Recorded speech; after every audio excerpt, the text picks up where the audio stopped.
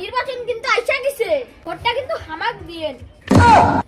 একেবারে উন্নয়ন ভইরা দিন, খালি উন্নয়ন আর উন্নয়ন। এই শালা, তুই তো নিজের ব্যাংকে থেকে 2 কোটি টাকা লোন নিয়ে বসে আছো, তুই আবার দেশের কি উন্নয়ন করবি? আগে নিজের উন্নয়ন কর। কি রে, একেবারে বুড়া কানে গেল কেমনে? বুড়া দেখি বেশি সচেতন হয়ে গেছে।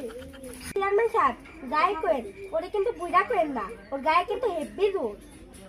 কাকা, এবার যদি নির্বাচিত হই, ঋণ ধরে ধরে শোধ করবো, দেশের উন্নয়ন করবো একসাথে।